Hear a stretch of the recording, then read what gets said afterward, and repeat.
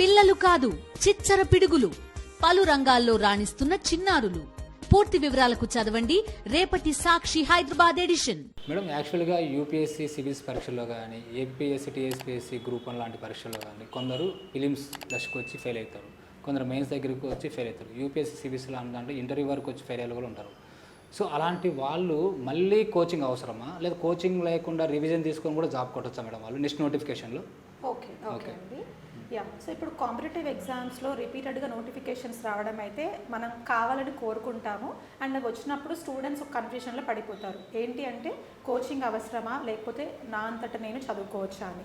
ఇక్కడ నేను ఏం చెప్తానంటే, ఒకవేళ స్టూడెంట్ కనుక టోటలీ న్యూ అయితే ఆ సబ్జెక్ట్కి కావచ్చు, ఆ ప్రిపరేషన్కి కావచ్చు, టోటలీ న్యూ, కొంచెం కూడా ఏం గైడెన్స్ లేదు అంటే కోచింగ్ తీసుకోవడం బెటర్.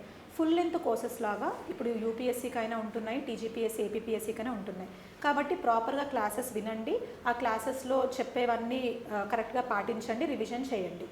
ఒకవేళ ఆల్రెడీ కోచింగ్ తీసుకొని మళ్ళీ నెక్స్ట్ టైం ఇప్పుడు మీరు అన్నట్టు ప్రిలిమ్స్ అవ్వలేదు లేదా మెయిన్స్ అవ్వలేదు, నేను నెక్స్ట్ టైం చదువుతాను అనుకున్నప్పుడు మీరు ఏదైనా సబ్జెక్ట్లో వీక్ ఉంటే ఆ సబ్జెక్ట్కి సంబంధించిన కోర్స్ తీసుకోవచ్చు. టోటల్ ఎంటైర్ కోర్స్ కాకుండా సబ్జెక్ట్ స్పెసిఫిక్ కోర్స్ తీసుకోవచ్చు. లేదు నాకు అన్నీ ప్రాపర్గా వచ్చు, నా దగ్గర నోట్స్ ఉన్నాయనుకుంటే మీకు మీరు రివిజన్ మాత్రం చేసుకోవాలి. బట్ ఎటు చూసినా మీరు కోచింగ్ తీసుకున్నా, మీకు మీరు ప్రిపేర్ అయినా, లేదా మీ దగ్గర ఉన్న నోట్స్తో రివిజన్ చేసుకున్నా, మీకు అన్ని విధాలుగా అన్ని ప్రాసెస్లో కావాల్సిన ఒక మెయిన్ థింగ్ మెంటర్షిప్. ఎందులో అయినా నేను మళ్ళీ రిపీట్ చేస్తాను, కోచింగ్ అయినా, మీ దగ్గర నోట్స్ ఉండి రివైజ్ చేసుకుంటున్నా, లేకపోతే మీ అంతటా మీరు సొంతంగా ప్రిపేర్ అవుతున్నా, మీకు కావాల్సింది మాత్రం మెంటర్షిప్. ఇది 100% నోట్ చేసుకోండి. ఎందుకంటే మీరు ఒకసారి ఫెయిల్ అయ్యారు అంటే దానికి మీకు రీజన్ తెలియకపోవచ్చు. But if you have a mentor, ఆ మెంటర్కి ప్రాపర్గా గ్రహించే శక్తి ఉంటుంది. మీరు ఎందుకు ఫెయిల్ అయ్యారు, మీకు ఎలాంటి సజెషన్స్ ఇస్తే మీరు నెక్స్ట్ సక్సెస్ సాధిస్తారు అని. కాబట్టి ఒక ప్రాపర్ మెంటర్ని మాత్రం మీరు చూస్ చేసుకోవాల్సిన టైం అది. టైం చూస్ చేసుకొని ఇంకా సీరియస్గా మీరు ప్రీవియస్ టైంకి ఎలాగైతే ప్రిపేర్ అయ్యారో దానికంటే ఎక్కువ కష్టపడండి, ఎక్కువ సీరియస్నెస్తో, ఎక్కువ కమిట్మెంట్తో, ఎక్కువ గోల్ ఓరియంటెడ్తో ముందుకెళ్ళండి. డెఫినెట్లీ మీకు సక్సెస్ సాధించే అవకాశం 90% పెరుగుతుంది. ఆ 10% ఎందుకు ఆపేసానంటే that depends on individual basis. అంటే ఎగ్జామ్ హాల్ పర్ఫార్మెన్స్ కావచ్చు, లేదా సిల్లీ మిస్టేక్స్ చేయడం కావచ్చు, దీనివల్ల డిఫర్ అవుతూ ఉంటుంది. మేడం, మీరు ఇప్పుడు దాకా మెంటర్షిప్ గురించి, వివిధ అంశాల గురించి చాలా బాగా చెప్పారు మేడం. అయితే నా డౌట్ ఏంటంటే, ఇప్పుడు యూపీఎస్సీకి కానీ, ఏపీఎస్సీ టీఎస్పీఎస్సీ గ్రూప్ 1 గ్రూప్ 2 లాంటి కానీ, సివిల్స్కి కానీ ఫిలిమ్స్కి ఒక విధంగా, మెయిన్స్కి ఒక విధంగా ఉంటుంది మేడం మెంటర్షిప్. ఆ స్టేజెస్ ఎలా ఉంటాయి మేడం దానిపైన? అవునండి. సో ఇప్పుడు యూజువలీ మన దగ్గర వచ్చే స్టూడెంట్స్ డిఫరెంట్ స్టేజెస్కి సంబంధించిన వాళ్ళు అయి ఉంటారు.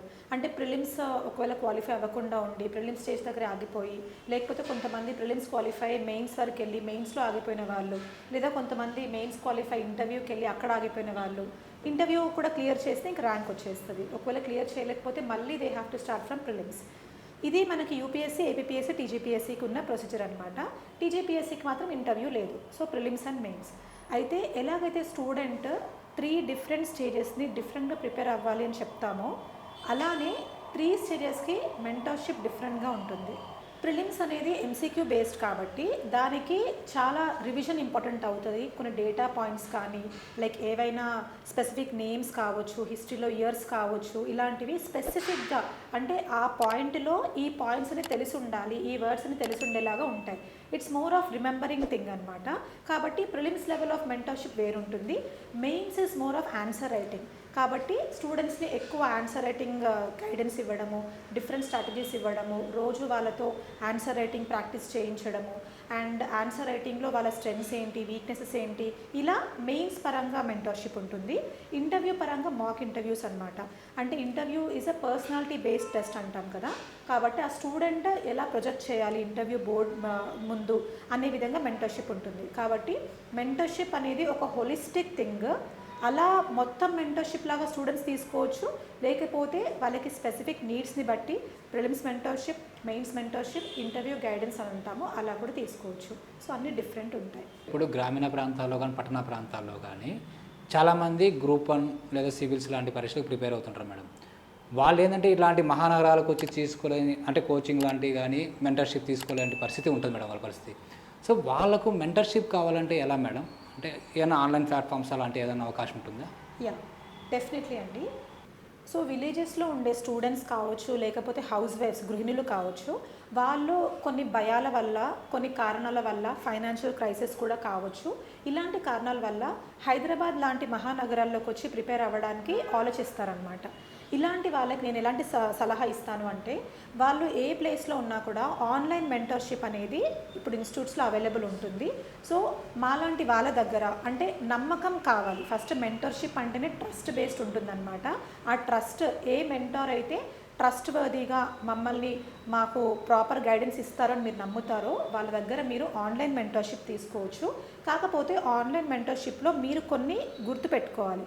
అవేంటి అంటే, ఎలాంటి టైంలో మీకు అపాయింట్మెంట్ షెడ్యూల్ చేయాలి అండ్ అది ఎంత రెగ్యులారిటీతో షెడ్యూల్ చేస్తున్నారు అనేది చాలా చాలా ఇంపార్టెంట్. ఇప్పుడు కొంతమంది మెంటర్స్ ఫిజికల్గా ఎవరైతే స్టూడెంట్స్ వస్తారో అంటే ఆఫ్లైన్లో వస్తారో వాళ్ళకి ఎక్కువ ప్రాధాన్యత ఇస్తూ ఉంటారు. ఆన్లైన్ వాళ్ళు దూరం ఉంటారు కాబట్టి కొంచెం ఇక్కడున్న లైక్ మాలాంటి మెంటర్స్ మిగతా ఆస్పెక్ట్స్లో కూడా ఇప్పుడు వాకిన్స్ ఉంటాయి, ఆఫ్లైన్ క్లాసెస్ ఉంటాయి, ఇలాంటి వాటితో కూడా మీకు కొంచెం టైం అటు ఇటు అవుతూ ఉండొచ్చు.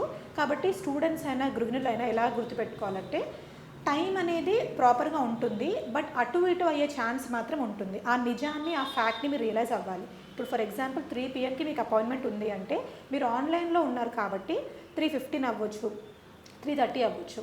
ఇలాంటప్పుడు మీరు ప్రతి టైంకి కొంచెం అవైలబుల్ ఉండేలాగా చూసుకొని మీరు స్లాటే మీకు తగ్గట్టుగా ఇవ్వాలి. అంటే ఒకవేళ సార్ ఆర్ మ్యామ్ మేము 3 to 5 మధ్యలో అవైలబుల్ ఉంటాము అనుకున్నప్పుడు ఒక 1 hour మెంటర్షిప్ అయినా 3 to 5 మధ్యలో మీకు వచ్చేస్తుంది. అలా వాళ్ళ టైం సేవ్ అవుతుంది, మీ టైం సేవ్ అవుతుంది, ఇద్దరి టైం వేస్ట్ అవ్వకుండా ఉంటుంది. అదొక థింగ్ అనమాట. నెక్స్ట్ ఏంటంటే ప్రాపర్ ట్రాకింగ్. మీలో ఒక కాన్ఫిడెన్స్ అనేది బిల్డ్ అవ్వాలి. ఏంటి అంటే, నేను దూరం ఉంటున్నాను కదా, నేను అసలు ప్రాపర్గా చదువుతున్నానా, నేను కాంపిటీషన్కి చాలా దూరం ఉన్నాను, లేకపోతే కాంపిటేటివ్ ఎన్వైరన్మెంట్కి దూరం ఉన్నాను అని మాత్రం మీలో ఇన్సెక్యూరిటీ రావద్దు. మీరు ఆన్లైన్ ప్లాట్ఫామ్స్ నుంచి ఎంత అడ్వాంటేజ్ తీసుకోగలిగితే అంత బెటర్ అవుతుంది అనమాట. అండ్ మీరు ఆ గైడెన్స్ ఆన్లైన్లో తీసుకునేటప్పుడు మీ ఫోకస్ 100% ఉండేలాగా చూసుకోవాలి. ఇప్పుడు హౌస్ వైఫ్స్ ఉంటే వాళ్ళకి పిల్లలు ఉంటారు, కొన్ని ఇంట్లో పనులు ఉంటాయి. అలాంటప్పుడు ఏం చేస్తారంటే ఆ పనులన్నీ కంప్లీట్ చేసుకోండి.